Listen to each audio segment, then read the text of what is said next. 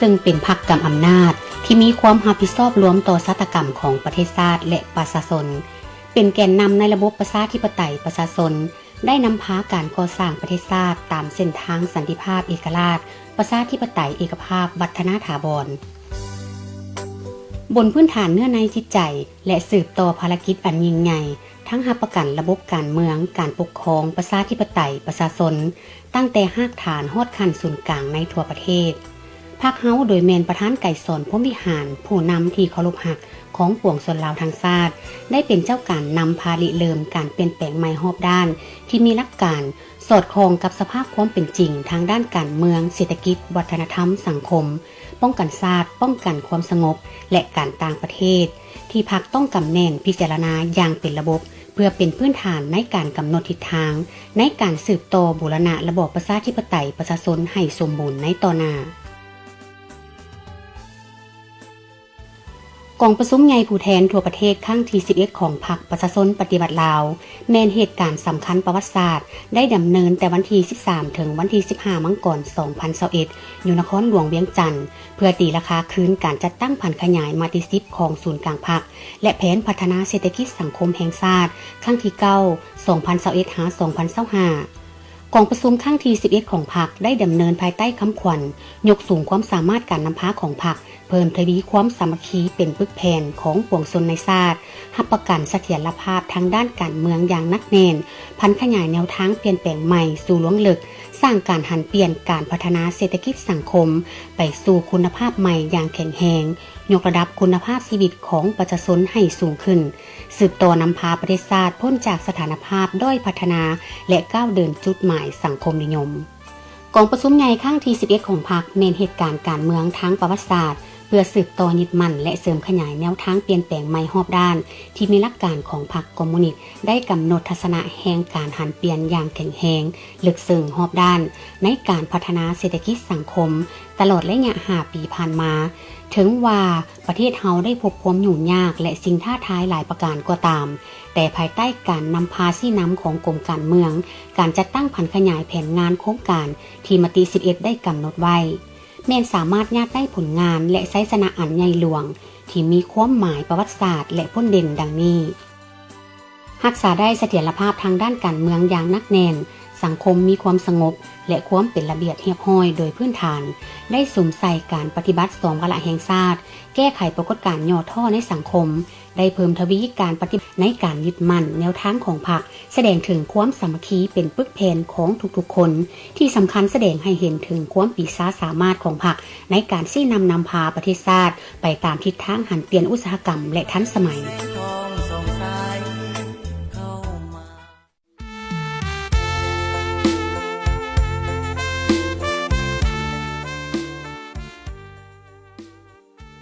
การปรับปรุงกงจักรการจัดตั้งพรรคเฮาได้มีทิศชี้นำมติ5สมัยที่5เพื่อเฮ็ดให้กงจักรการจัดตั้งมีความกระทัดรัดสมเหตุสมผลและมีคุณภาพผ่านการปรับปรุงตัวจริงด้วยการยุบโหมกระทรวงเอาองค์การบรรดากรมและแผนกเข้าร่วมกันหลายเทื่อแต่สิ่งสำคัญแม่นกงจักรสวยเวียกของบรรดากระทรวงองค์การและท้องถิ่นมีลักษณะเพิ่มขึ้นการปรับปรุงกงจักรการจัดตั้งแม้นความจำเป็นภาวะวิสัยแม้นการนำพาที่มีลักษณะปฏิวัติของพรรคเฮาเพื่อสืบต่อสร้างกำลังแหงและความสามารถยู่แหงการปฏิวัติแนวทางการเปลี่ยนแปลงใหม่รอบด้านมีหลักการของพรรคสู่ล่วงลึก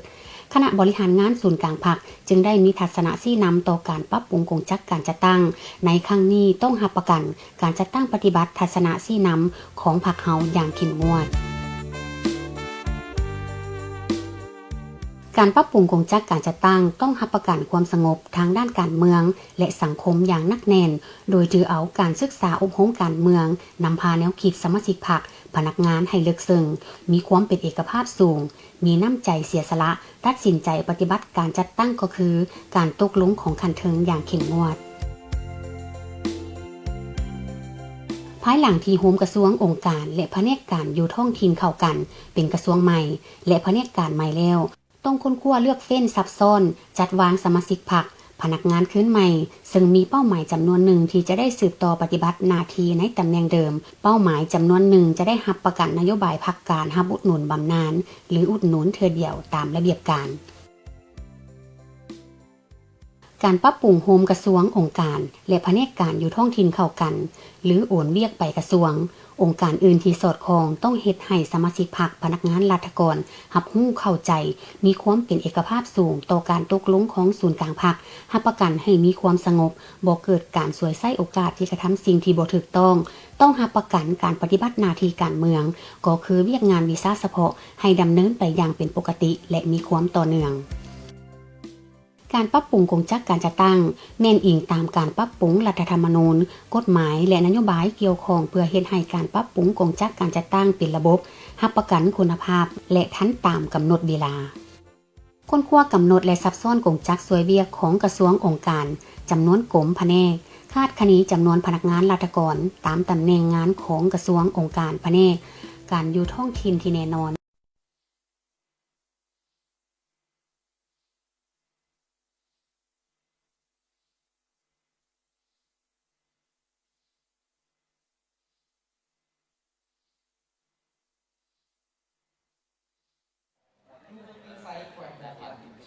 ครั้งที่3ได้จัดขึ้นอยู่ในต้นเดือนกันในระหว่างวันที่27 30 เมษายน 1982 ครั้งที่4ได้จัดขึ้นสมเสยผลสำเร็จของประชุมใหญ่ครั้งที่12ของพรรคประชาชนปฏิวัติลาวอย่างสุดใจสบายดีทำส้มทีเคารพสบายดีท่านผู้ชมที่ฮักแพงโทรภาพแห่งชาติลาวขอต้อนรับทานเข้าสู่บรรยากาศของการถ่ายทอดสดพิธีโฮมชุมนุมใหญ่สมเสยผลสำเร็จของประชุมใหญ่ผู้แทนทั่วประเทศครั้งที่12ของพรรคประชาชนปฏิวัติลาวที่หอวัฒนธรรมแห่งชาตินครหลวงเวียงจันทร์ข้าพเจ้าสุรินทราสุทธิธรรมพร้อมด้วยเพชรอุดมสุขันโธรับหน้าที่เป็นพิธีกรดำเนินการถ่ายทอดสดในครั้งนี้เจ้าทำส้มทีเคารพกองประชุมใหญ่ผู้แทนทั่วประเทศครั้งที่12ของพรรคประชาชนปฏิวัติลาวได้ไขขึ้นอย่างเป็นทางการในตอนเช้าของวันที่6 มังกร 2026 ที่ผ่านมาและปิดลงด้วยผลสำเร็จสง่างามและสมบูรณ์ในวันที่8 มังกร 2026 ก็คือเมื่อวานนี้เองและในกองประชุมครั้งนี้ได้ดำเนินไปภายใต้คำขวัญยกสูงบทบาทการนำพาเข้มแข็งของพรรค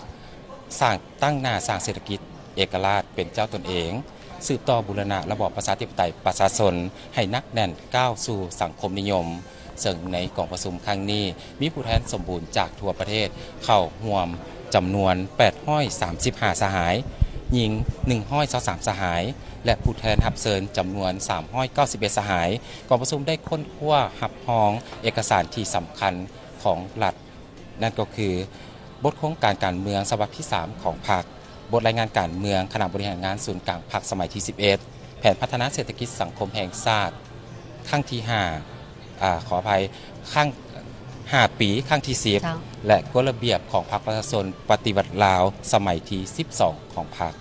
เจ้าและนอกจากนั้นยังได้พิจารณารับฮ้องเอาบทสำรวจการนำพารวมของคณะบริหารงานศูนย์กลางพรรคสมัยที่11และกองประชุมยังได้รับฮ้องเอามติของกองประชุมใหญ่ผู้แทนทั่วประเทศครั้งที่12ของพรรคประชาชนปฏิวัติลาวผู้แทนสมบูรณ์ยังได้ใช้สิทธิประชาธิปไตยของตนปอนบัตรเลือกเอาคณะบริหารงานศูนย์กลางพรรคสมัยที่12ของพรรคประชาชนปฏิบัติลาวซึ่งประกอบด้วย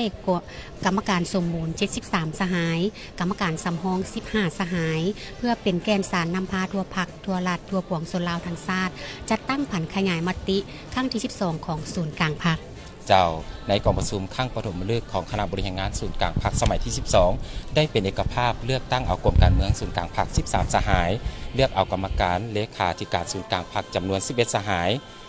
กองประชุมได้เป็นเอกภาพสูงเลือกเอาสหายทองรุนศรีสุริตเป็นเลขาธิการใหญ่คณะบริหารงานศูนย์กลางพรรคประชาชนปฏิบัติลาวและเลือกเอาสหายพลเอกวิไลหลาคำฟองเป็นผู้ประจำการคณะเลขาธิการศูนย์กลางพรรคนอกจากนี้ยังได้เลือกเอาประธานและรองประธานคณะกวดการศูนย์กลางพรรคในนั้นได้เลือกเอาสหายวันไซพองสวรรค์เป็นประธานคณะกวดการศูนย์กลางพรรค และเพื่อเป็นการชมเชยผลสำเร็จของกองประชุมใหญ่ผู้แทนทั่วประเทศครั้งที่12ของพรรคประชาชนปฏิวัติลาวโดยมีองค์คณะภาคองค์การปกครองชาวนครหลวงเวียงจันทน์ได้จัดตั้งพิธีโฮมชุมนุมใหญ่ขึ้นเพื่อเป็นการชมเชยผลสำเร็จดังกล่าวที่หอวัฒนธรรมแห่งชาติในมื้อนี้อิงตามวาระแล้วในตอนเช้าของมื้อนี้หลังจากที่การนำภาครัฐมาถึงสถานที่และประจำบ่อนนั่งเป็นที่เรียบร้อยแล้วก็จะได้รับชมการแสดงศิลปะวรรณคดีจำนวน3รายการจากนัก นั้นสหายอาจสะพังทองศรีพันดอนห้องเลขาคณะพรรคนครหลวงเวียงจันทน์ในนามคณะจัดตั้งพิธีก็จะได้เชิญผู้เข้าร่วมลุกขึ้นเพื่อเป็นการเคารพธงชาติและกล่าวจุดประสงค์พิธีโฮมชุมนุมในครั้งนี้อย่างเป็นทางการถัดจากนั้นสหายอนุภาพตุนาลมเลขาธิการพรรคนครหลวงเวียงจันทน์ก็จะได้ขึ้นกล่าวคำปราศรัยและแถลงการส้มเสยผลสำเร็จกองประชุมใหญ่ผู้แทนทั่วประเทศครั้งที่ 12 ของพรรคประชาชนปฏิวัติลาวและจะตั้งพิธีก็จะได้กล่าวขอบใจและเสื้อเชิญบรรดาแขกการนำพรรครัฐขั้นสูงขึ้นร่วมถ่ายรูปเพื่อเป็นที่ระลึกท่านสามารถติดตามรับชมการถ่ายทอดสดผ่านทางโทรภาพแห่งชาติลาวช่อง1และโทรภาพแห่งชาติลาวช่อง3 SD และนอกจากนั้นท่านยังสามารถติดตามรับชมการไลฟ์สดผ่านทางแฟนเพจโทรภาพแห่งชาติลาวช่อง1และโทรภาพแห่งชาติลาวช่อง3 SD เช่นเดียวกันเจ้าทำสมที่เคารพปัจจุบันนี้ทางด้านในหอวัฒนธรรมสังเกตเห็นได้ว่าบรรดาคณะผู้แทนสมบูรณ์แขกที่ถึกเสื้อเชิญและการนำพรรครัฐขั้นสูงก็ได้เดินทางมาถึงสถานที่เป็นที่เรียบร้อยแล้วฉะนั้นณโอกาสนี้จะนำภาพครั้งนั้นไปติดตามรับชมบรรยากาศสดทางด้านในหอ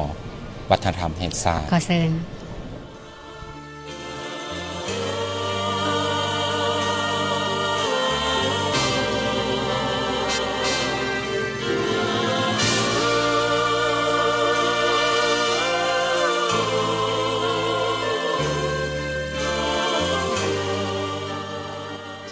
ได้เข้าร่วมกองประชุมใหญ่ผู้แทนของพรรคทั่วประเทศครั้งที่ 12 ได้เดินทางมาถึงหอประชุมแห่งชาติเป็นที่เรียบร้อยพร้อมด้วยการนำพรรครัฐขั้นสูงบรรดากรมการเมืองศูนย์กลางพรรคก็ได้เดินทางเข้ามาร่วมพิธีชุมนุมอยู่ที่หอวัฒนธรรมแห่งชาติ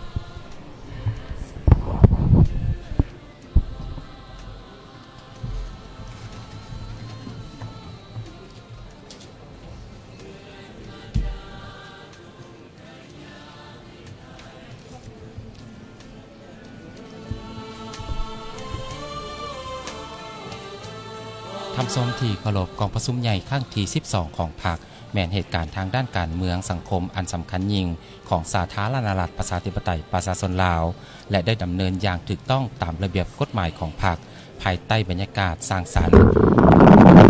มีความรับผิดชอบสูงและได้สิ้นสุดลงด้วยผลสำเร็จอันจบงามภายใต้คำขวัญยกสูงบทบาทนำพาที่เข้มแข็งของพรรคตั้งหน้าสร้างเศรษฐกิจเอกราชเป็นเจ้าตนเองสืบต่อบูรณะระบอบประชาธิปไตยประชาชนให้นักแน่นก้าวขึ้นสู่สังคมนิยม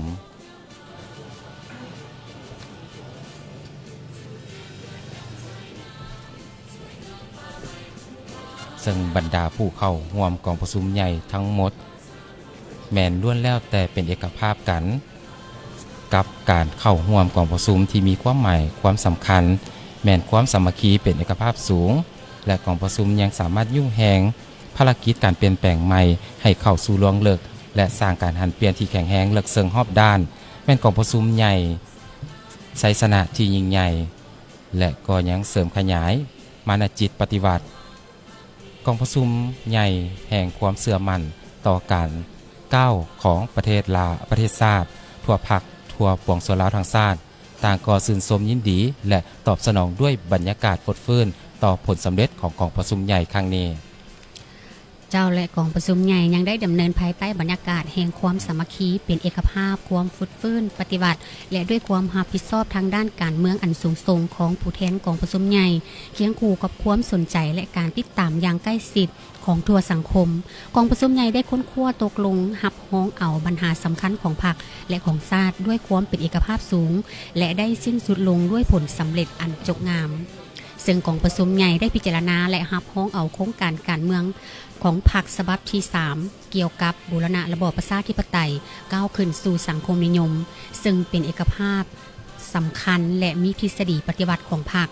เป็นทวนไฟเยื้องทางให้แก่พรรคและทั่วปวงชนในภารกิจปกปักรักษาในการพัฒนาประเทศชาติโครงการการเมืองเป็นขีดหมายสำคัญประวัติศาสตร์ส่องแสงให้เห็นอย่างมีชีวิตชีวาถึงการเติบใหญ่ขยายตัวของพรรคเฮาเจ้าท่านผู้ชมที่เคารพกองประชุมใหญ่ผู้แทนทั่วประเทศครั้งที่ 12 ของพรรคประชาชนปฏิวัติลาวก็คือในเมื่อวานนี้มีพิธีปิดอย่างเป็นทางการและมีการประกาศผลการ เลือกตั้งโดยเฉพาะก็คือกองประชุมใหญ่ผู้แทนทั่วประเทศครั้งที่12ของพรรคประชาชนปฏิบัติลาวได้เลือกเอา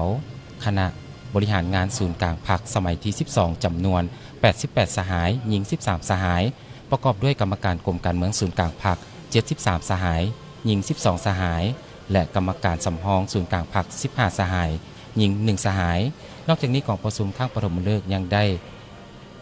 ข้างปฐมฤกษ์ของคณะบริหารงานศูนย์กลางพรรคสมัยที่12เป็นเอกสารเลือกตั้งสหายทองรุนศรีสุริตเป็นเลขาธิการใหญ่คณะบริหารงานศูนย์กลางพรรคสมัยที่12สหายพลเอกวิไลลาคำฟองเป็นผู้ประจำการคณะเลขาธิการศูนย์กลางพรรคเห็นดีเป็นเอกภาพเลือกเอาสหายวันไซพองสวรรค์เป็นประธานกวดกาศูนย์กลางพรรคซึ่งภาพบรรยากาศทางด้านในหอวัฒนธรรมแห่งชาติในปัจจุบันนี้เต็มไปด้วยความปิติสมชื่นและยินดี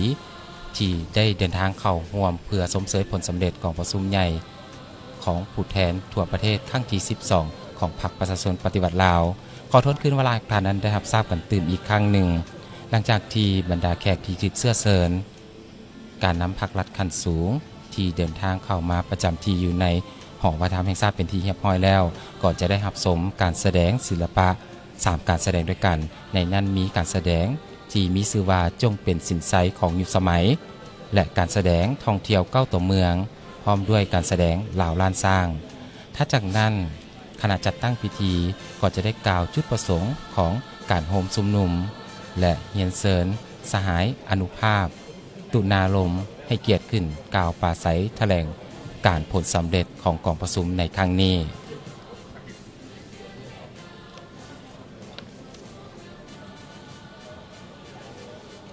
และถัดจากนั้นทางสหายอาสพังทองศรีพันดอนห้องเลขาพรรคนครหลวงเวียงจันทร์ก็จะได้กล่าวขอบใจและก็จะได้เสื้อเชิญ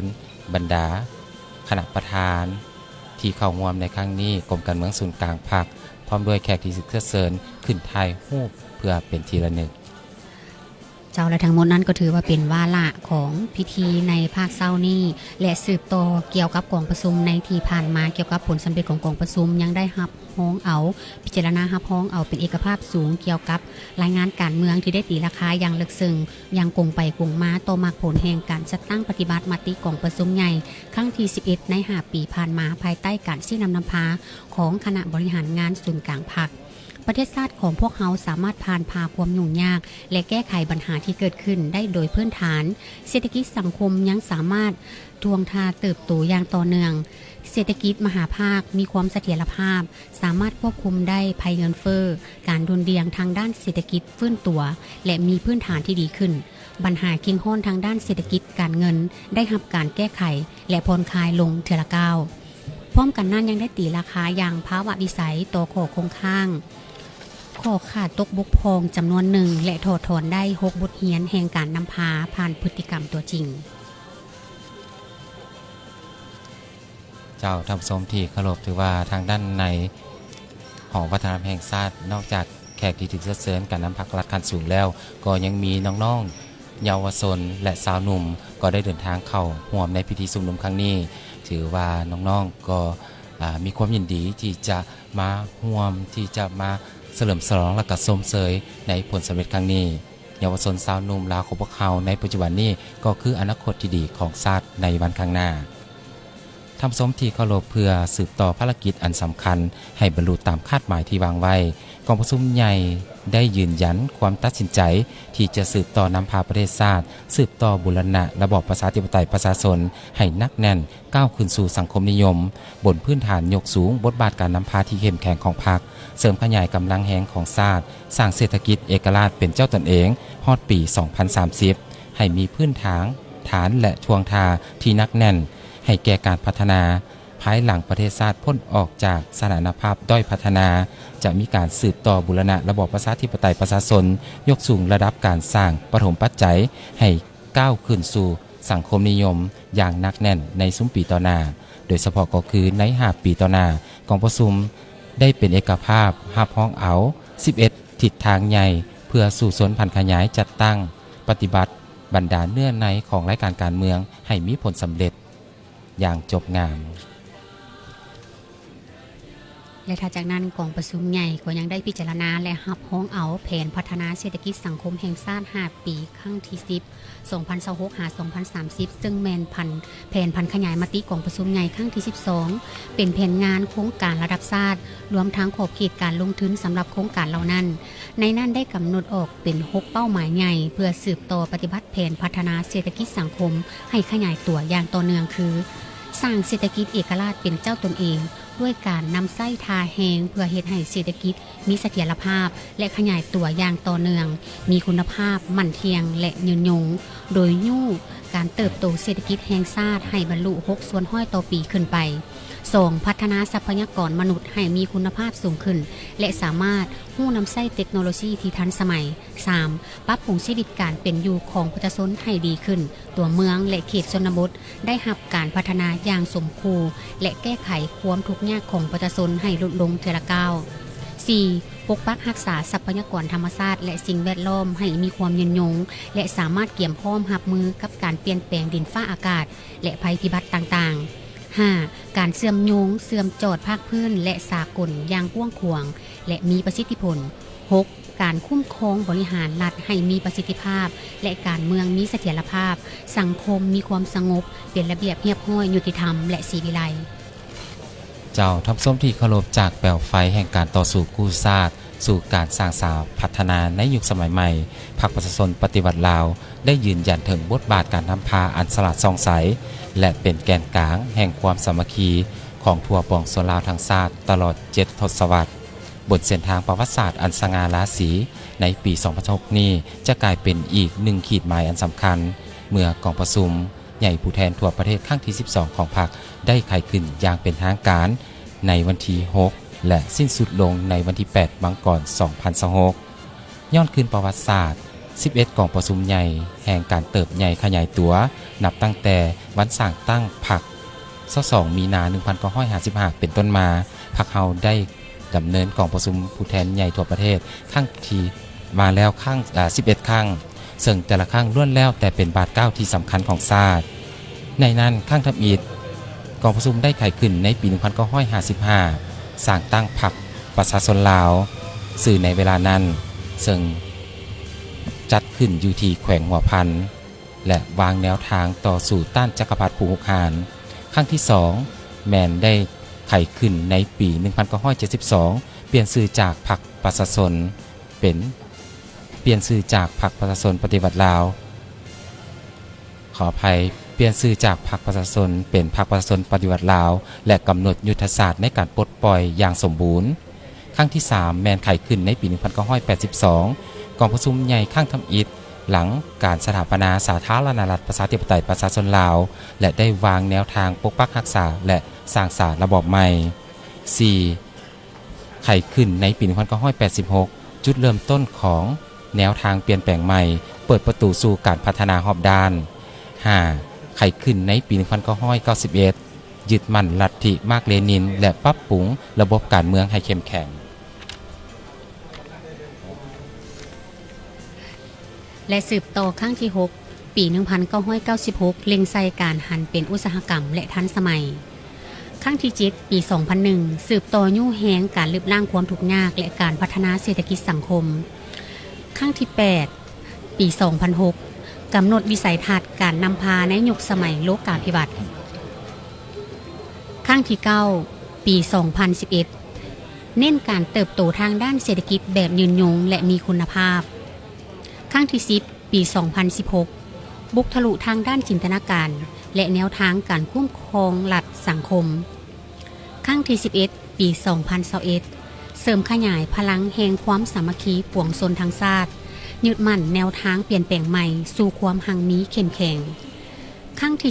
12บาทเลี้ยวประวัติศาสตร์และการหันเปลี่ยนที่แข็งแรงเจ้าทั้งหมดนั้นก็ถือว่าเป็นจุดประสงค์หรือคาดหมายในการจัดกองประชุมใหญ่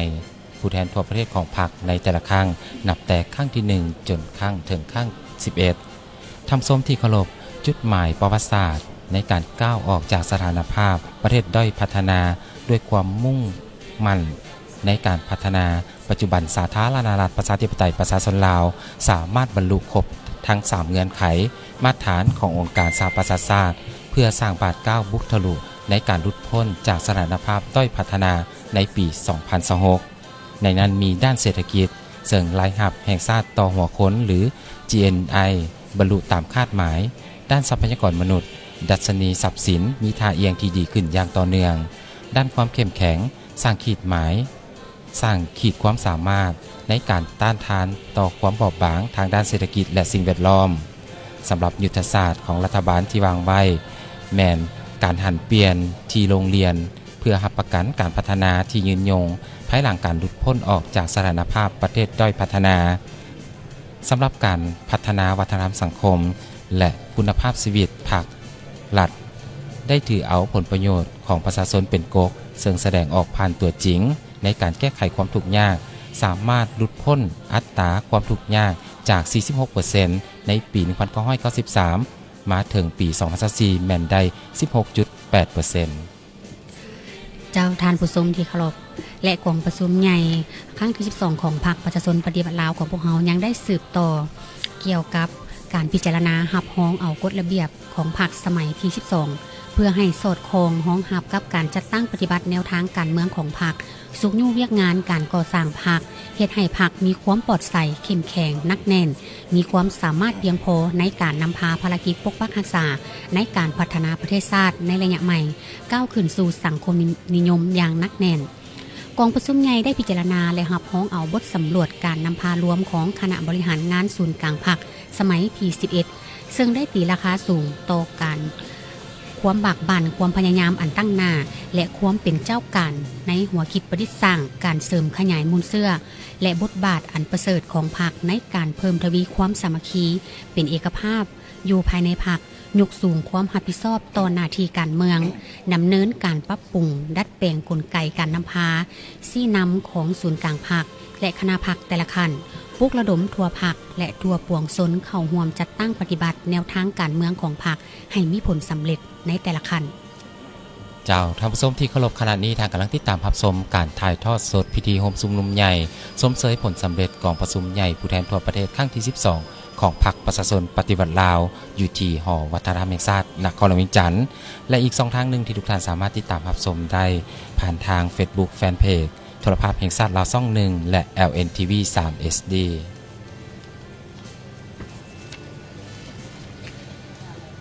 ถือว่าปัจจุบันนี้ก็กำลังรอท่าการก้าวเข้าสู่หอประชุมทางด้านในหอประชุมแห่งชาติอย่างเป็นทางการของบรรดาการนำพรรครัฐขั้นสูงและก็จะเริ่มดำเนินวาระพิธีโฮมชุมนุมอย่างเป็นทางการในภาคเช้าของมื้อนี้ท่านผู้ชมที่เคารพ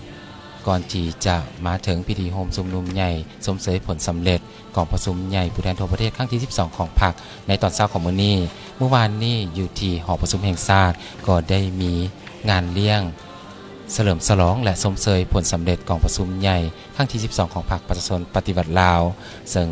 สังเกตเห็นภาพบรรยากาศในตอนค่ำของเมื่อวานนี้เต็มไปด้วยความพิธีสมชื่นและความยินดีที่ได้มาร่วมในการดำเนินกองประชุมครั้งนี้และได้มีการเลือกตั้งเอาคณะบริหารงานศูนย์กลางพรรคสมัยที่ 12 ใหม่หลายท่านก็มีความพิธีสมชื่นและเห็นดีเป็นเอกภาพในการคัดเลือกครั้งนี้และการร่วมเฉลิมฉลองร่วมสมเสยยังบ่หมดเพียงเท่านี้ในตอนค่ำของมื้อนี้เริ่มแต่เวลา19 โมงเป็นต้นไปทางโทรภาพแห่งชาติลาวช่อง 3 HD จะได้ทำการถ่ายทอดสดแห่งการนั้นได้รับชมการแสดงศิลปะพิเศษลาวเวียดนามมหากาพย์แห่งมิตรภาพซึ่งจะได้จัดขึ้นอยู่ที่สนามกีฬาแห่งชาติหลัก 16 นครหลวงเวียงจันทร์ในการแสดงครั้งนี้จัดขึ้นจุดประสงค์แม่นเพื่อสมเสยผลสำเร็จของประชุมใหญ่ผู้แทนทั่วประเทศครั้งที่ 12 ของพรรคและเพื่อเป็นการและนึกถึงวันเกิดประธานไกรสอนพรหมวิหารผู้นำที่แสนเคารพรักของปวงชนลาวทั้งชาติครบรอบ105 ปี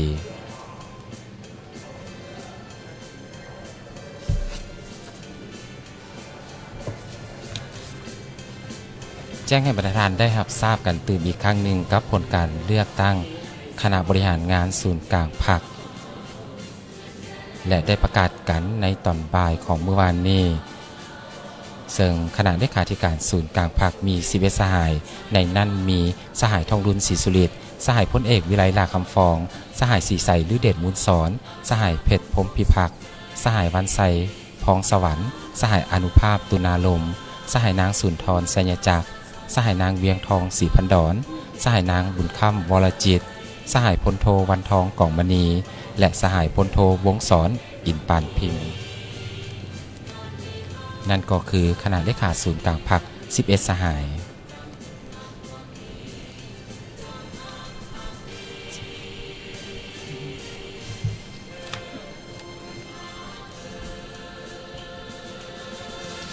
อีกครั้งหนึ่งขอทวนเวลาให้บรรดาท่านนั้นได้รับทราบกันเติมอีกกับวาระพิธีโฮมซุมนุมสมเสยผลสำเร็จของประชุมใหญ่ผู้แทนทั่วประเทศครั้งที่12ของพรรคประชาชนปฏิวัติลาวหลังจากที่แขกเสื้อเซินเดินทางมาถึงหอวัฒนธรรมแห่งชาติและบรรดาการนำพรรครัฐขั้นสูงเข้าประจำที่แล้วก็จะได้มีการรับชมการแสดงศิลปะวรรณคดี3การแสดงด้วยกันในนั้นมีการแสดงจงเป็นสินไซของยุคสมัยและการแสดงเสินเที่ยว9ตัวเมืองพร้อมด้วยการแสดงบทฟ้อนลาวลานซางถัดจากนั้นสหายอาสพังทองศรีพันดอนห้องเลขาคณะพรรคนครหลวงเวียงจันทร์ก็จะได้ขึ้นกล่าวจุดประสงค์พิธีโฮมซุมนุมและก็จะได้เฮียนเซินสหายเลขาธิการใหญ่ขึ้นหับเอากระตาของขวัญจากต่างหน้าคณะองค์ปกครองชาวนครหลวงเวียงจันทร์ก็คือประชาชนลาวทั่วประเทศที่จะขึ้นมอบกระตาอวยพร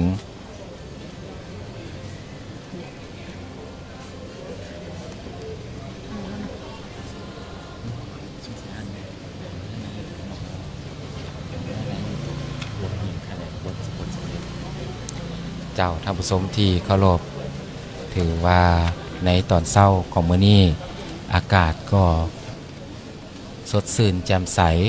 สังเกตได้ตามสีหน้าบรรดาแขกที่ถึกเสื้อเซินหรือการนำพรรครัฐที่เข้ามาร่วมพิธีโฮมซุมนุมครั้งนี้ก็มีความยิ้มแย้มแจ่มใสปิติสมชื่นในผลสำเร็จของการจัดตั้งกองประชุมใหญ่ผู้แทนทั่วประเทศครั้งที่12ของพรรคในตอนเช้าของมื้อนี้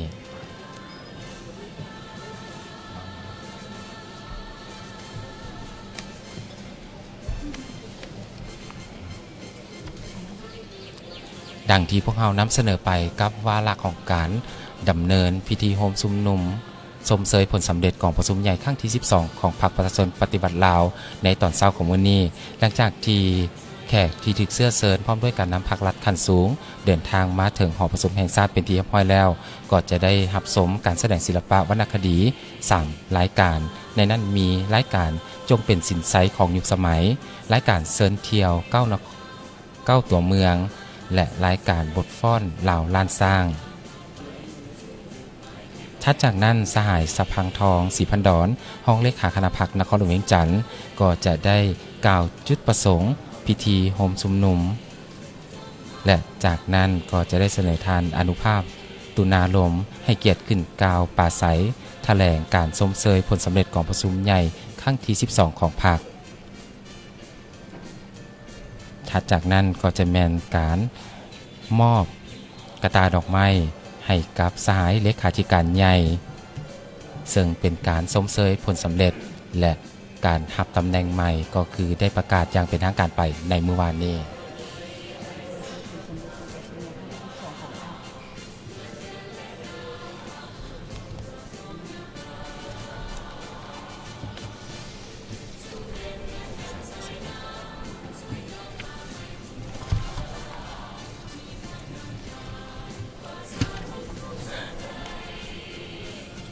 เจ้าทำสมที่เคารพก่อนที่จะก้าวเข้าสู่วาระพิธีของสมุนอย่างเป็นทางการ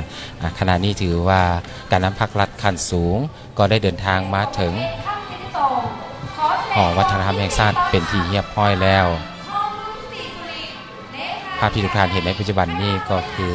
สหายเลขาธิการใหญ่คณะบริหารงานศูนย์กลางพรรคทองรุนศรีสุริตพร้อมด้วยสหายไซสมพรพรหมวิหารและบรรดากรมการเมืองพรรครัฐขั้นสูงก็ได้เดินทางมาประจำที่อยู่ที่หอวัฒนธรรมเป็นที่เรียบร้อยแล้วต่อไปเส้นทางรับชมบรรยากาศสด ทางด้านในหอวัฒนธรรม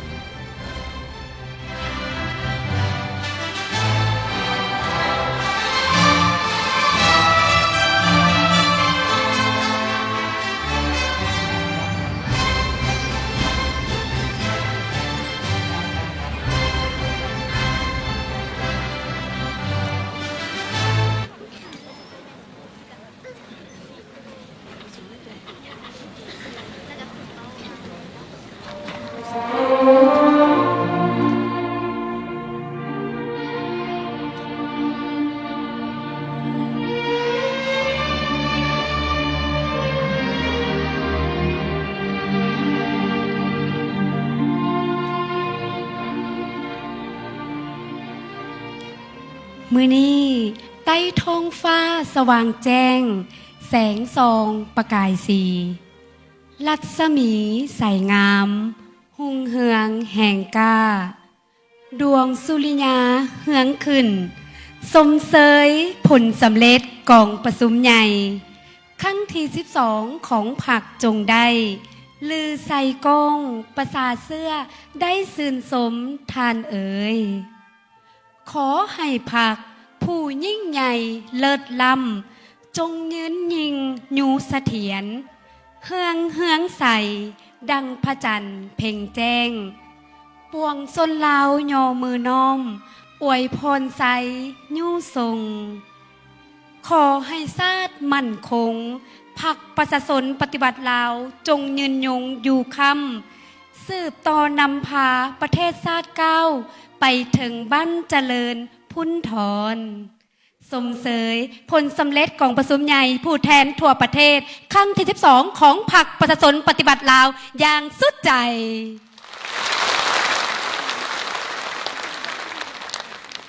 ขอน้อมนมัสการพาเทระนูเทระขอเฮียนบรรดาทานการนำผักหลัดที่เข้ารบและนับถืออย่างสูงบรรดาทานแขกผู้มีเกียรติทานหญิงและทานทรายและทานผู้ชมที่อยู่ทางบ้านที่กำลังให้เกียรติรับชมการถ่ายทอดสดมื้อนี้ขอแสดงความยินดีต้อนรับบรรดาทานเข้าสู่การรับชมรายการแสดงศิลปะวรรณคดีเนื่องในโอกาสพิธีโฮมสุมนุมใหญ่สมเสยผลสำเร็จกองประชุมใหญ่ผู้แทนทั่วประเทศครั้งที่12ของพรรคซึ่งรายการแสดงที่บรรดาทานจะได้รับชมแมนประกอบมี3รายการคือรายการทำอีทขอเชิญบรรดาทานรับชมการแสดงห้องเพลงที่มีชื่อว่าจงเป็นสินไซแห่งยุคสมัยห้องโดยศิลปินคำตาลอธิเดชบทเพลงดังกล่าวแมนประพันธ์โดยศิลปินแห่งชาติบัวเงินสาภูวงศ์ฟ้อนประกอบโดยคณะนักฟ้อนจากกองศิลปากรแห่งชาติตามไปด้วยรายการที่2แมนบทเพลงที่มีชื่อว่าเซินเที่ยวเก้าตัวเมืองห้องโดยศิลปินไก่แก้วลาสิมมาบทเพลงดังกล่าวแมนแต่งโดยบุญพบเพ็งสานุวงศ์ฟ้อนประกอบโดยคณะนักฟ้อนจากกองศิลปากรกระทรวงป้องกันความสงบและตามไปด้วยรายการที่3แมนบทเพลงที่มีชื่อว่า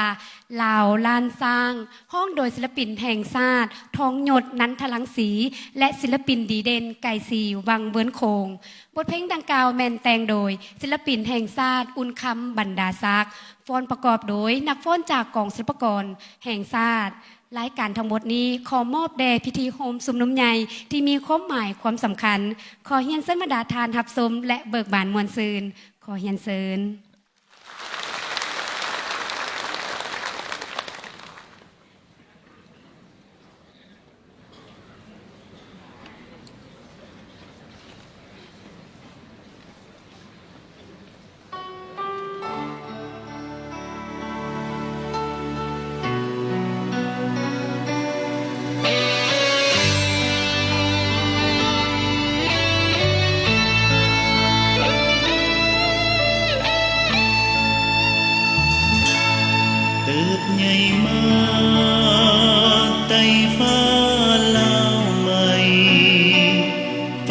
สดใส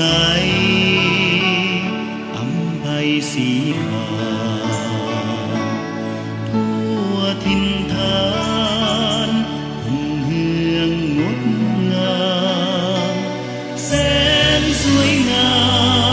มบ้านเกิดเมืองนอนสุดอ่อนซ้อนบ้านเฮา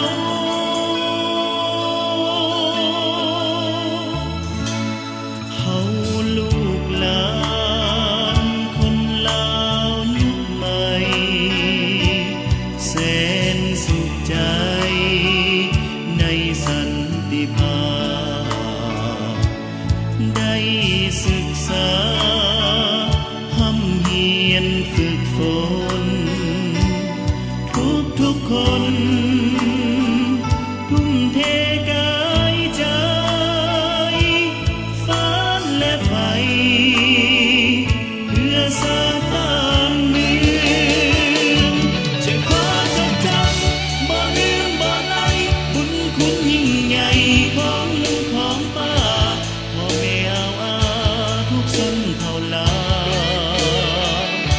ที่ได้ลงน้ำเลือดนังไหลลิ้นอาบพื้นแผ่นดินเพื่อสานมั่นคง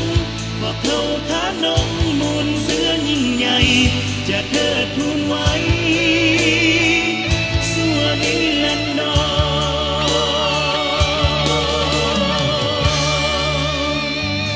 เขาจับมือกันสัมพันธ์ให้แน่นดังอินทรีที่บ่บังกลัวพายุลมหนาวจงเป็นสินใสแห่งยุคสมัยจงก้าวเดินไปสู่โลกกว้างใหญ่สาสาบ้านเมืองเมืองหุ่งวิไลที่สมดังหมายสนเสือสานลา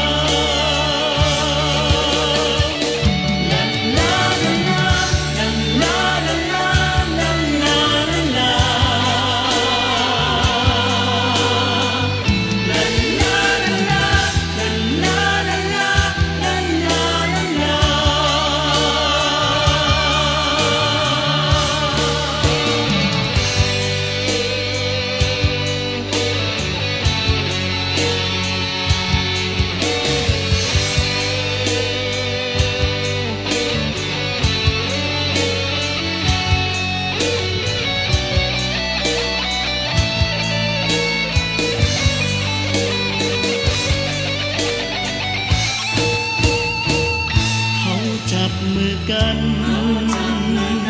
สัมพันธ์ให้แน่นเป็นดังอินทรีที่บ่บังกลัวพายุลมหนาวจงเป็นสินใสแห่งยุคสมัยจงก้าวเดินไปสู่โลกกว้างใหญ่สาสาบ้านเมืองเมืองหุ่งวิไลที่สมดังหมายสนเสือสานลา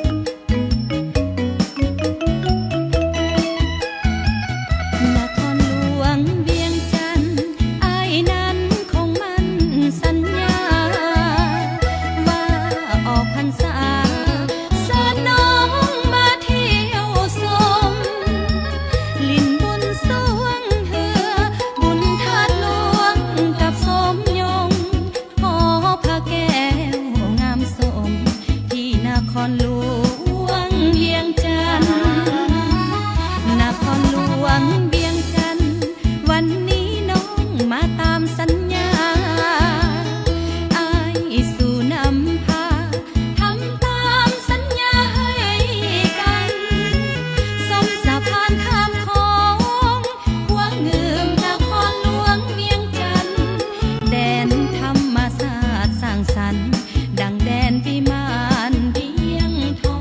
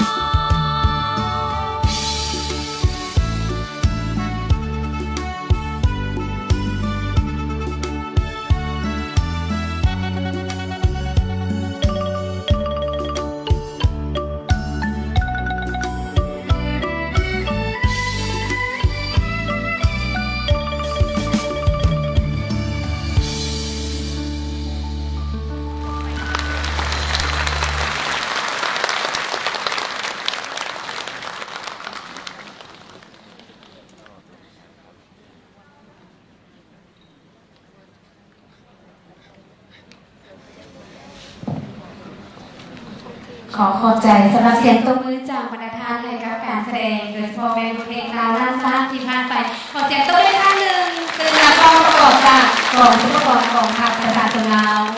บรรดาท่านที่เคารพมาฮอดนี้รายการแสดงศิลปะวรรณคดีก็ได้สำเร็จลงแล้วขอแสดงความขอบใจบรรดาท่านที่ให้เกียรติติดตามรับชมและก็ขออวยพรให้กับการโฮมซุมนุมใหญ่ในวันนี้จงประสบผลสำเร็จอย่างสง่างามต่อไปนี้แม่นพิธีทางการขออนุญาตมอบเวทีต่อไปโดยการเป็นคณะจัดตั้งพิธีของสหายอาสพังทองศรีพันดรกรรมการศูนย์กลางภาคห้องเลขาคณะพักนครหลวงเวียงจันทร์เจ้าของนครหลวงเวียงจันทร์ดำเนินคณะจัดตั้งพิธีขอเรียนเชิญ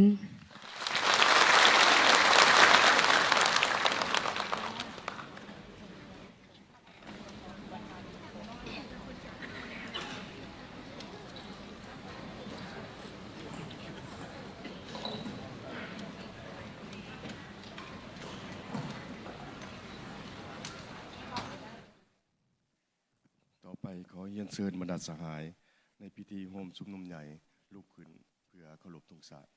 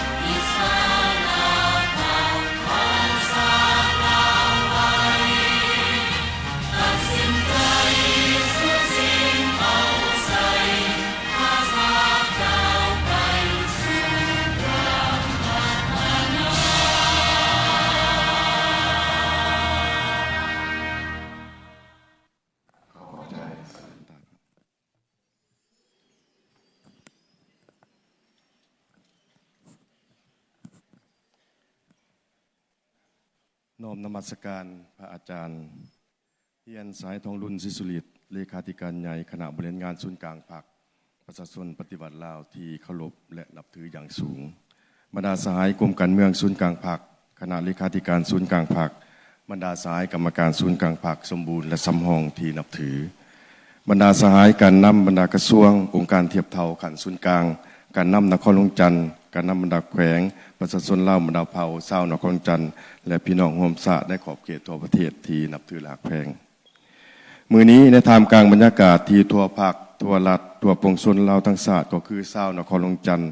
ได้มีความเอกอ้างทะนงใจและพิธีสมสืนเป็นอย่างยิ่งภายใต้ห่มทุ่งของพรรคเพื่อเฉลิมฉลองสรรเสริญและชมเชยผลสำเร็จกองประชุมใหญ่ผู้แทนทั่วประเทศครั้งที่12ของพรรคประชาชนปฏิวัติลาวด้วยบรรยากาศฝดฟื้น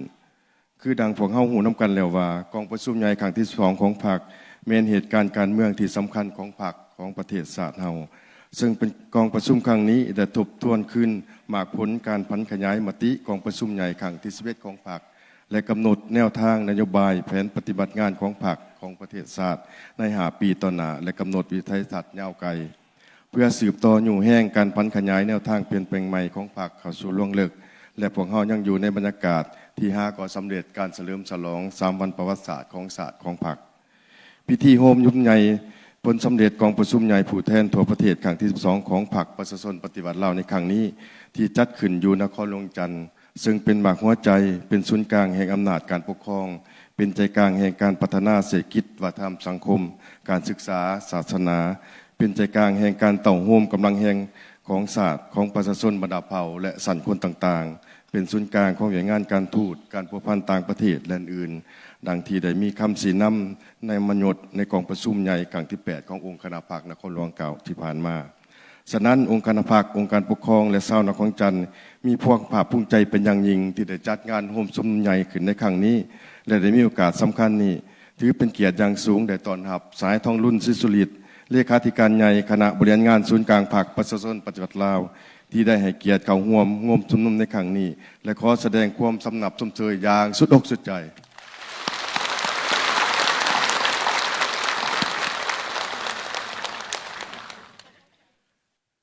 ขอแสดงความต้อนรับบรรดาสหายคณะบริหารงานศูนย์กลางพรรคตั้งหน้าจากศูนย์กลางพรรครัฐบาลนครหลวงและบรรดาแขวงชาวนครหลวงจันทร์พี่น้องร่วมชาติในขอบเขตตัวประเทศที่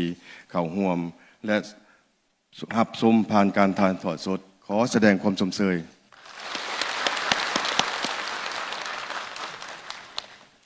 ในโอกาสต่อไปขออนุญาตเรียนเชิญสายอนุภาพตุลาลม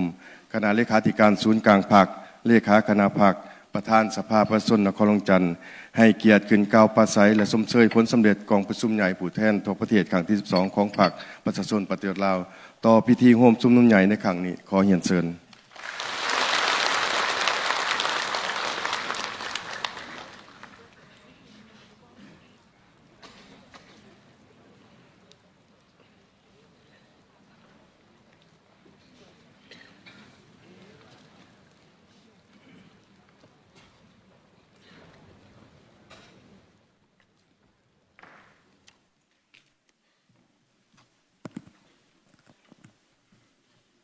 น้อมนมัสการพระอาจารย์เฮียนสหายทองรุ่นศรีสุริตเลขาธิการใหญ่คณะบริหารงานศูนย์กลางพรรคประชาชนปฏิวัติลาวที่เคารพนับถืออย่างสูงบรรดาสหายกรมการเมืองคณะเลขาธิการศูนย์กลางพรรคบรรดาสหายกรรมการสมบูรณ์และสำรองศูนย์กลางพรรคที่นับถือบรรดาสหายกรรมการนำกระทรวงองค์การเทียบเท่าขั้นศูนย์กลางการนำนครหลวงเวียงจันทร์การนำบรรดาแขวงประชาชนลาวบรรดาเผ่าชาวนครหลวงเวียงจันทร์และพี่น้องโฮมชาติในขอบเขตทั่วประเทศที่ฮักแพงทั้งหลายมื้อนี้องค์คณะพรรคองค์การปกครองและชาวนครหลวงเวียงจันทร์ได้ต่างหน้าให้ประชาชนลาวในทั่วประเทศมีความภาคภูมิใจและเป็นเกียรติอย่างสูงที่ได้รับเกียรติต่างหน้าให้การนำพรรครัฐขั้นศูนย์กลางและการนำพรรครัฐขั้นท้องถิ่นเป็นเจ้าภาพจัดตั้งงานโฮมชุมนุมใหญ่เพื่อชมเชยผลสำเร็จอันสง่างามของกองประชุมใหญ่ผู้แทนทั่วประเทศครั้งที่12ของพรรคซึ่งเป็นผู้จัดตั้งนำพาทุกชัยชนะของการปฏิวัติลาวถือโอกาสนี้พวกเราพร้อมกันคำนับชมเชยผลสำเร็จกองประชุมใหญ่ครั้งที่12ของพรรคอย่างสุดอกสุดใจ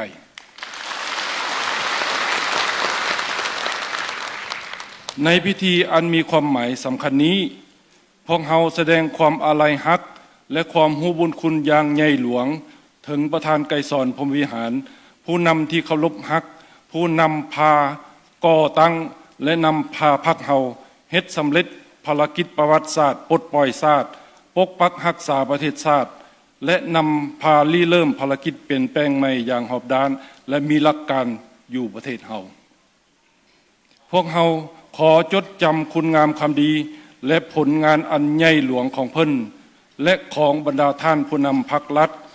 ตลอดถึงบรรดาสหายพนักงานสมาชิกพรรค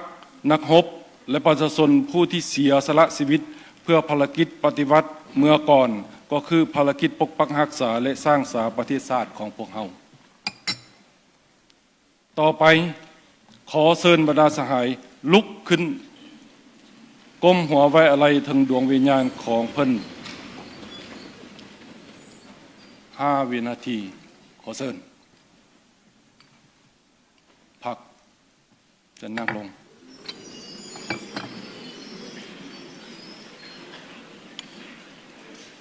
บรรดาสหายที่ฮักแพงทั้งหลายกองประชุมใหญ่ผู้แทนของพวกเราทุกสมัยล้วนแต่มีความหมายสำคัญเป็นเหตุการณ์การเมืองของประเทศเฮาสำหรับกองประชุมใหญ่ผู้แทนทั่วประเทศครั้งที่12ของพรรคครั้งนี้ก็เป็นเหตุการณ์การเมืองหนึ่งที่สำคัญในขบวนวิวัฒน์แห่งการกำเนิดเติบใหญ่และขยายตัวของพรรคเฮาตลอดระยะ70 ปีผ่านมาท ทั้งยังเป็นบาทเลี้ยวสำคัญแห่งการก้าวเดินของประเทศชาติและประชาชนลาวเฮาในระยะใหม่พวกเฮาได้สำเร็จการเฉลิมฉลอง3วันประวัติศาสตร์ที่สำคัญของชาติของพรรคและวันเกิดของประธานไกรสอนพรหมวิหารครบรอบ105 ปีย่างเป็นขบวนฟดฟื้นในสัปดาห์นี้พวกเฮาก็ได้ติดตามวาระดำเนินกองประชุมใหญ่อย่างละเอียดแล้วโอกาสนี้ข้าพเจ้าขอแจ้งและแนะนำให้งานโฮมชุมนุมใหญ่ชาวนครหลวงเวียงจันทร์และพี่น้องร่วมชาติทั้งอยู่ภายในและต่างประเทศรับทราบตื่มบางจิตใจสำคัญของกองประชุมใหญ่ครั้งที่12ดังนี้ 1. กองประชุมใหญ่ได้พิจารณาและรับรองเอาโครงการการเมืองฉบับที่3ของพรรคมี11ข้อโครงการการเมืองฉบับนี้ถือเป็นบาทก้าวเดินเป็นพื้นฐานให้แก่การสร้างบาทเลี้ยวที่นักแน่นทั้งเป็นยุทธศาสตร์และวิสัยทัศน์ของพรรคในภารกิจบูรณะระบอบประชาธิปไตยประชาชน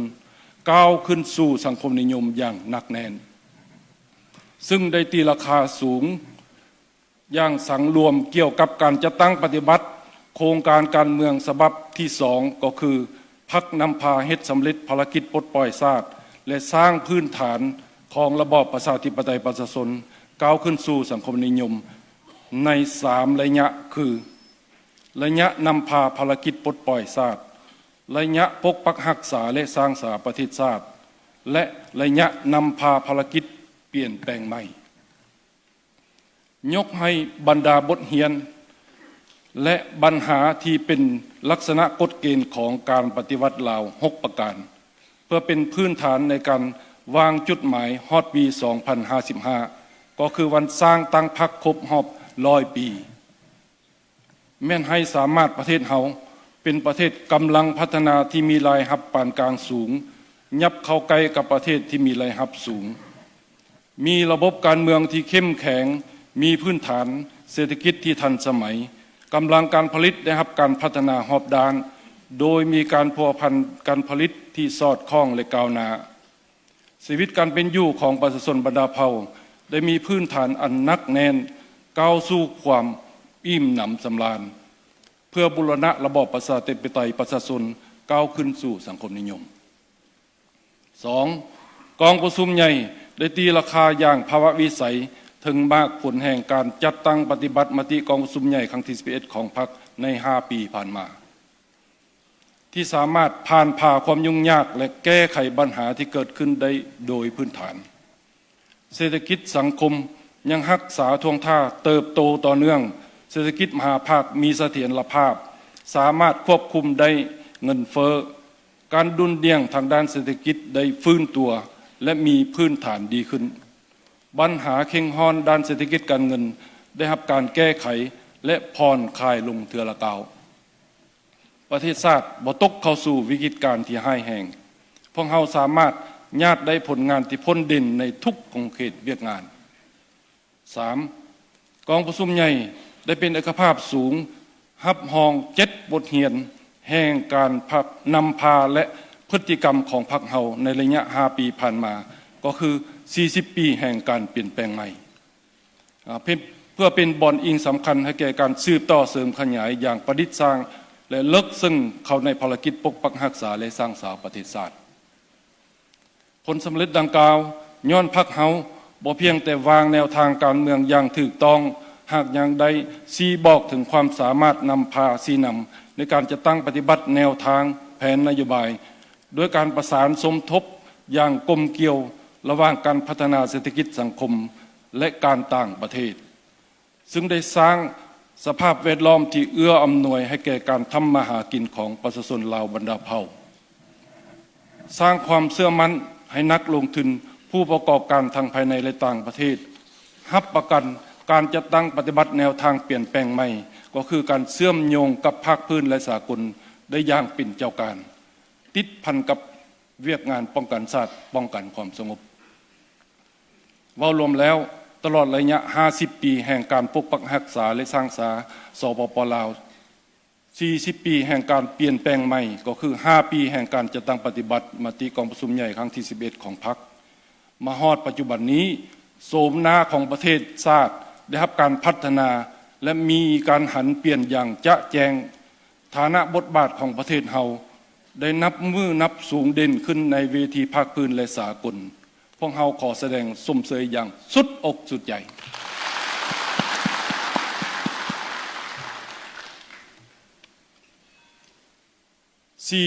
กองประชุมใหญ่ได้ยืนยันด้วยความตัดสินใจสูงที่จะสืบต่อประเทศชาติก้าวขึ้นสู่ความเจริญวัฒนาภายใต้คำขวัญยกสูงบทบาทการนำพาที่เข้มแข็งของพรรคตั้งหน้าสร้างเศรษฐกิจเอกราชเป็นเจ้าตนเองสืบต่อบูรณะระบอบประชาธิปไตยประชาชนให้นักแน่นก้าวขึ้นสู่สังคมนิยมโดยได้กำหนดวิสัยทัศน์และยุทธศาสตร์พัฒนาประเทศชาติฮอดปี 2055 และปี 2035 และวางคาดหมายสู้สนสำหรับระยะ 5 ปีต่อหน้าคือ 1. ฮอดปี 2055 ต้องเพิ่มทวีมานะจิตปฏิวัติของทั่วภาคทั่วปวงชนเสริมขยายกำลังแห่งสังรวมภายในชาติและสมทบกับกำลังแห่งของยุคสมัยเพื่อสู้ชนพัฒนาสปป.ลาวเป็นประเทศกำลังพัฒนาที่มีรายรับปานกลางสูงยับเข้าใกล้ประเทศที่มีรายรับสูง 2. ระยะแต่ปี 2026 ถึงปี 2035 จะสืบต่อดำเนินการสร้างปรับปรุงยกระดับบรรดาปฐมปัจจัยต้นต่อให้แก่การบูรณะระบอบประชาธิปไตยประชาชนให้นักแน่นยกสูงความเป็นเจ้าตนเองสืบต่อสร้างพื้นฐานการพัฒนารับประกันเสถียรภาพทางด้านการเมืองสังคมมีความสงบยุติธรรมองค์การรัฐปฏิบัติภาระบทบาทหน้าที่ตามกฎหมายอย่างแข็งแรงมีประสิทธิภาพยกสูงความสามารถในการคุ้มครองมหาภาคของศูนย์กลางและความเป็นเจ้าการของท้องถิ่นการพัฒนาเศรษฐกิจสังคมมีจุดสุมมีคุณภาพนักแน่นตามทิศสีเขียวและยืนยงเศรษฐกิจมหาภาคมีเสถียรภาพควบคุมเงินเฟ้อลดผ่อนภาระหนี้สินสาธารณะและวิสาหกิจเป็นกำลังแห่งร่วมกับภาคส่วนเศรษฐกิจอื่นๆในพื้นฐานเศรษฐกิจแห่งชาติพัฒนาแหล่งทรัพยากรมนุษย์ที่มีความสามารถให้แก่การพัฒนาเพิ่มขึ้นยกสูงคุณภาพชีวิตของประชาชนยูแห่งการใช้วิทยาศาสตร์เทคโนโลยีและการหันเป็นดิจิตอลในคงเขตต่างๆการพัฒนามีความกลมเกลียวสมดุลลดผ่อนความเสี่ยงจากภัยธรรมชาติและรับมือกับการเปลี่ยนแปลงดินฟ้าอากาศอย่างมีประสิทธิผลเชื่อมโยงเชื่อมจอดกับประเทศใกล้เคียงภาคพื้นและสากลได้รับการจัดตั้งปฏิบัติเป็นรูปธรรมเทอละกาว 3. ใน 5 ปีต่อหน้า 2026-2030 จะสืบต่อรับประกันเสถียรภาพทางด้านการเมืองอย่างนักแน่นสังคมมีความสงบมีความสามัคคีเป็นปึกแผ่นในทั่วปวงชนเอกราชอำนาจอธิปไตยได้รับการปกปักรักษาไว้อย่างมั่นคงประเทศชาติหลุดพ้นออกจากสถานภาพประเทศด้อยพัฒนาระบบการเมืองได้รับการปรับปรุงให้ปลอดใสเข้มแข็งหนักแน่นสู้ชนเฮ็ดให้ความยุ่งยากทางด้านเศรษฐกิจการเงินได้รับการแก้ไขอย่างลึกซึ้งบ่สร้างหนี้สินหนักหน่วงพัฒนาเศรษฐกิจให้มีความเข้มแข็งเป็นเจ้าตนเองสุมใส่7แขนงเศรษฐกิจปลายแหลมการคุ้มครองบริหารเศรษฐกิจดำเนินไปถูกต้องตามกฎหมายการพัฒนาขยายตัวไวต่อเนื่องสู้ชนให้อัตราการเติบโตของรวมยอดผลิตภัณฑ์ภายในให้เพิ่มขึ้นเฉลี่ย6%ต่อปีขึ้นไปคุณภาพชีวิตของประชาชนได้รับการยกสูงขึ้นวัฒนธรรมอันดีงามและเป็นเอกลักษณ์ของชาติได้รับการเสริมขยายทรัพยากรมนุษย์ได้รับการก่อสร้างและพัฒนาอย่างมีจุดสุมและมีคุณภาพสปป.ลาวเคลื่อนไหวการต่างประเทศอย่างเป็นเจ้าการได้รับความเชื่อมั่นจากเพื่อนมิตรสากลและสืบต่อเฮ็ดให้สปป.ลาวมีบทบาทพ้นเด่นขึ้นในเวทีสากลบรรดาสหายที่นับถือและแพงเพื่อให้ทิศทางแต่นี้ฮอดปี 2030 ได้รับการจัดตั้งปฏิบัติเป็นรูปธรรมพวกเราต้องสืบต่อบุกทะลุทั้ง4ด้านให้แข็งแรงลึกซึ้งและเป็นรูปธรรม โดยสืบต่อเสื่อมสารและพันขยายต่อยอดเวียกงานจุดสุมในวาระแห่งชาติมาด้วยการแก้ไขความยุ่งยากทางด้านเศรษฐกิจการเงินให้นำเข้าสู่การจัดตั้งปฏิบัติแผนพัฒนาเศรษฐกิจแห่งชาติ5 ปีครั้งที่10กลายเป็นแผนปกติเพื่อชี้นำการจัดตั้งปฏิบัติให้เข้าสู่ล่วงลึกมีประสิทธิผลและให้ขาดตัวบางด้านด้วยมาตรการสำคัญเร่งด่วนจำนวนหนึ่งดังนี้ 1. ปฏิรูประบอบระเบียบการต่างๆให้โปร่งใสลดผ่อนขอดคันยกสูงประสิทธิภาพและความสามารถในการบริหารประเทศติดพันกับการซุกยูการหันเป็นทันสมัยหันเป็นดิจิตอลการแบ่งพันคุ้มครองแบ่งสิทธิ์ให้จะแจงขาดตัวและสร้างสภาพแวดล้อมการลงทุน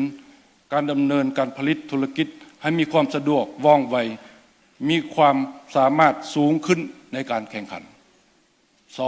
2. ปลุกระดมและยุ่งแห่งขบวนการพัฒนาประเทศชาติขึ้นสู่ระดับสูงยกสูงจิตใจเอกราชความเป็นเจ้าตนเองความเข้มแข็งด้วยตนเองบุกบืนสู้ชนเฮ็ดให้ประชาชนทำมาหากินแบบใหม่มีวิถีชีวิตแบบใหม่ก้าวขึ้นและสร้างให้มีวิสาหกิจรัฐและเอกชนที่เข้มแข็งหั่งมีขึ้นนำพาสุขยูปฏิบัติแนวทางการก่อสร้างเศรษฐกิจเอกราชเป็นเจ้าตนเองอย่างแข็งแรงสร้างท่วงท่าการพัฒนาที่ยืนยงและเชื่อมโยงกับสากลหันเปลี่ยนจากสังคมสมไสไปสู่สังคมแห่งการผลิตให้เป็นรูปธรรม 3. เปลี่ยนแปลงใหม่อย่างรอบด้านเวียกงานคุ้มครองแน่ใส่ยกสูงประสิทธิผล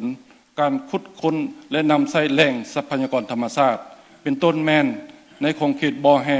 ทรัพยากรน้ำที่ดินให้กลายเป็นการผลิตที่ยืนยงตั้งหน้าผลิตพลังงานไฟฟ้าด้วยหลายทางเลือกรวมทั้งพลังงานน้ำแสงตะวันลมและพลังงานนิวเคลียร์เพื่อสมใช้ภายในและเพื่อการส่งออกเพิ่มทวีการบริหารที่ดีสร้างความโปร่งใสต้านและสกัดกั้นการซ้อลาดบังหลวงอัดช่องว่างการรั่วไหลเพิ่มแรงไหลรับงบประมาณแห่งรัฐเพื่อสร้างกำลังแห่งให้แก่การซุกยูการพัฒนาเศรษฐกิจสังคมให้ไวขึ้นมั่นเที่ยงและมีความยืนยงบรรดาสหายที่นับถือและฮักแพงบนจิตใจเนื้อในของกองประชุมใหญ่ที่กำหนดออกในทิศทางหน้าที่ต้นต่อข้างถึงนั้นพวกเขาต้องเอาใจใส่เวียกงานจุดสุมแต่ละโครงเขตดังนี้ 1. เพิ่มทวีเวียกงานป้องกันชาติป้องกันความสงบรับประกันเสถียรภาพทางด้านการเมืองและความสงบสุขในสังคมอย่างหนักแน่น 2. สืบต่อสร้างเศรษฐกิจเอกราชเป็นเจ้าตนเองและเชื่อมโยงกับภาคพื้นและสากลให้เข้มแข็งนำพาประเทศชาติหลุดพ้นออกจากความด้อยพัฒนาอย่างลงเลียนและยืนยง 3. ก่อสร้างรากฐานการเมืองให้มีความเข้มแข็งพัฒนาชนบทและแก้ไขความทุกข์ยากอย่างมีจุดสุมและมีประสิทธิผลปรับปรุงองค์การปกครองท้องถิ่นให้มีความเป็นเจ้าเองรอบด้าน 4. ยกระดับการพัฒนาโครงเขตวัฒนธรรมสังคมในระยะใหม่ด้วยการพัฒนาเวียกงานศึกษาให้ทั่วถึงมีคุณภาพเพื่อรองรับการพัฒนาและการเชื่อมโยงกับสากลหันเปลี่ยนระบบการศึกษาสามัญมาเป็นระบบ 6+3+3 ขยายโรงเรียนสามัญวิชาอาชีพที่มีคุณภาพไปทั่วประเทศให้หลายขึ้นพัฒนาเวียกงานสาธารณสุขให้ทันสมัยและมีคุณภาพสูงขึ้นลดผ่อนการแบกหาบงบประมาณของรัฐกำหนดคืนสุขศาลาอยู่ตาแสงและซุมชนบ้านให้จะแจงประชาชนทุกคนสามารถเข้าถึงการบริการปิ่นปัวสุขภาพขั้นพื้นฐานพัฒนาเวียกงานแรงงานและสวัสดิการสังคมสู่คุณภาพใหม่พัฒนาแรงงานลาวด้านปริมาณและคุณภาพให้สอดคล้องกับตำแหน่งงานตัวจริงและตลาดแรงงานสุมใส่สร้างความเข้มแข็งให้แก่ระบบประกันสังคมและเวียกงานสวัสดิการสังคมเพื่อรับประกันให้พลเมืองทุกคนได้รับการปกป้องขั้นพื้นฐานยึดมั่นและเสริมขยายคุณค่าวัฒนธรรมอันดีงามของชาติ สร้างความศรีวิไลทางด้านวัตถุไปเคียงคู่กับความศรีวิไลทางด้านจิตใจและพัฒนาเวียกงานท่องเที่ยวให้มีความยืนยง 5. เพิ่มทวีบทบาทการคุ้มครองมหาภาคขององค์การรัฐสืบต่อยกสูงประสิทธิภาพการคุ้มครองรัฐคุ้มครองสังคมตามทิศสร้างรัฐประชาธิปไตยประชาชนที่ปกครองด้วยกฎหมาย 6. เสริมขยายบทบาทของแนวราวสร้างชาติสหพันธ์นักรบเก่าองค์การจัดตั้งมหาชนและองค์การจัดตั้งสังคมในภารกิจปกปักรักษาและสร้างสาประเทศชาติ 7. ตั้งหน้าปฏิบัติแนวทางการพัวพันร่วมมือกับต่างประเทศสืบต่อพัวพันร่วมมือกับต่างประเทศแบบหลายทิศหลายฝ่ายหลายรูปแบบและหลายระดับบนพื้นฐานการเคารพเอกราชอำนาจอธิปไตยซึ่งกันและกันต่างฝ่ายต่างมีผลประโยชน์สร้างสภาพแวดล้อมสากลที่เอื้ออำนวยให้แก่การปฏิบัติ2หน้าที่ยุทธศาสตร์ถือเอาการสร้างความเข้มแข็งความเป็นเจ้าตนเองสมทบกำกับญาติแย่งกำลังแห่งของยุคสมัยเข้าในการพัฒนายกระดับขีดความสามารถแข่งขันและการเชื่อมโยงกับสากลอย่างเป็นเจ้าการสื่อต่อเสริมขยายการพัวพันมิตรภาพอันยิ่งใหญ่ความสามัคคีแบบพิเศษการร่วมมือรอบด้านและการเป็นหุ้นส่วนยุทธศาสตร์กับสสเวียดนามให้เข้าสู่เรื่องลึกเสริมขยายสายพัวพันและคู่ร่วมยุทธศาสตร์รอบด้านมั่นคงยาวนานตามทิศ4ดีกับสป.จีนหัดแน่นและเสริมขยายความสัมพันธ์ที่เป็นบุญเชื่อและคู่ร่วมยุทธศาสตร์เพื่อความมั่นคงในอาซีแปซิฟิกกับสหพันธ์รัสเซีย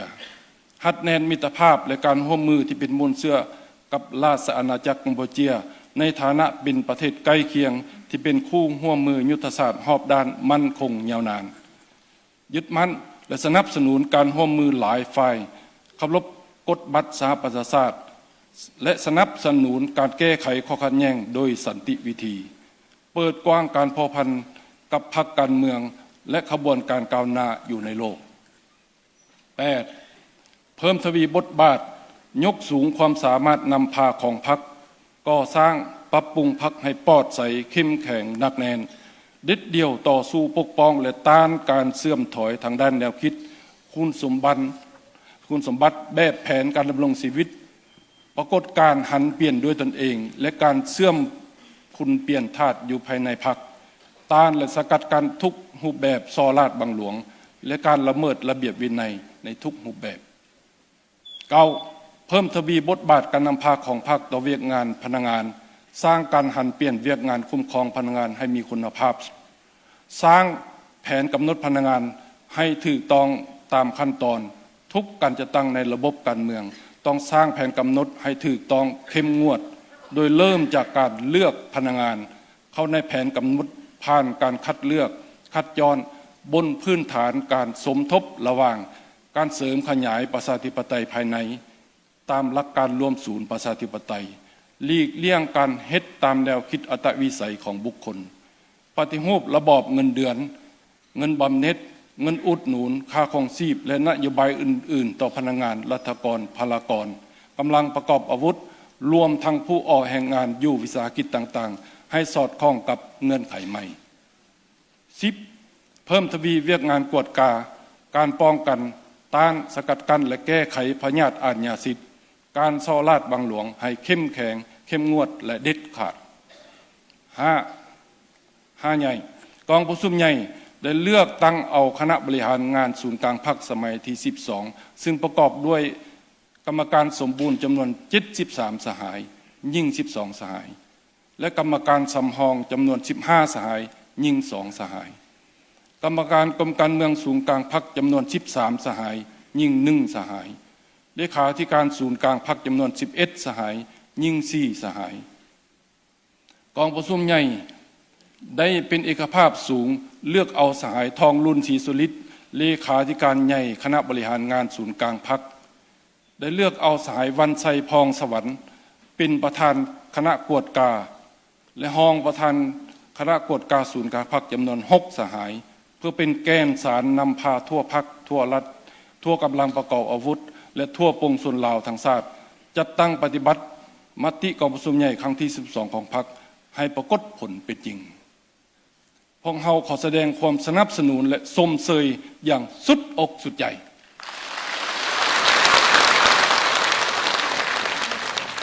บรรดาสหายที่นับถือและแพง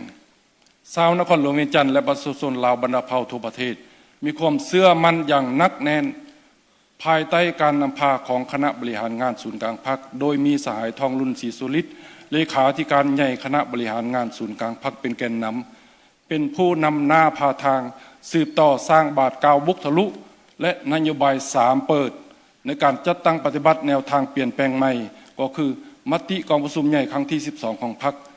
ให้ได้รับผลสำเร็จที่ใหญ่หลวงกว่าเก่าสุมใส่จะตั้งปฏิบัติคำขวัญยกสูงบทบาทการนำพาที่เข้มแข็งของพรรคตั้งหน้าสร้างเศรษฐกิจเอกราชเป็นเจ้าตนเองสืบต่อบูรณะระบอบประชาธิปไตยประชาชนให้นักแน่นก้าวขึ้นสู่สังคมนิยมพวกเราสมาชิกพรรคพนักงานประชาชนลาวบรรดาเผ่าทั่วประเทศต้องได้ตั้งหน้าออกแห่งและถือเอามติกองประชุมใหญ่ครั้งที่12ของพรรคเป็นเข็มทิศเยืองทางเพื่อเชื่อมสารกรรมติกองประชุมใหญ่ของบรรดากระทรวงองค์การเทียบเท่าขั้นศูนย์กลางและมติกองประชุมใหญ่ขององค์คณะพรรคนครหลวงมติกองประชุมใหญ่ขององค์คณะพรรคบรรดาแขวงยู่แห่งภารกิจปกปักรักษาและสร้างสาประเทศชาติในระยะใหม่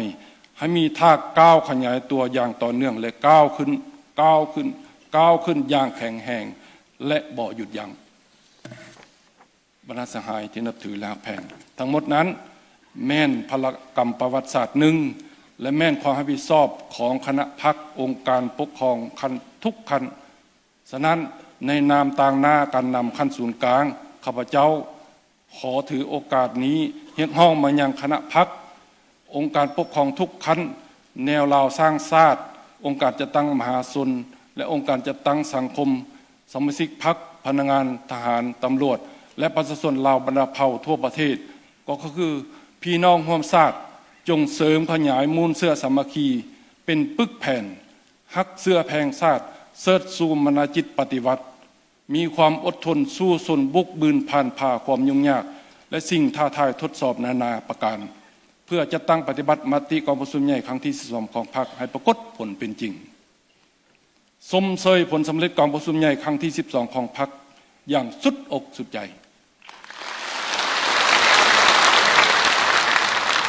ตั้งหน้าพันขยายและจะตั้งปฏิบัติมติกองประชุมใหญ่ครั้งที่12ของพรรคให้ปรากฏผลเป็นจริง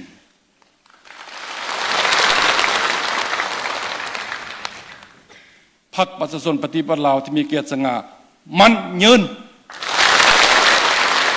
ขอเข้าใจต่อไปขอเฮียนเชิญสหายเลขาธิการใหญ่คณะบริหารงานศูนย์กลางพรรคขึ้นรับกระตาดอกไม้จากองค์การปกครององค์การ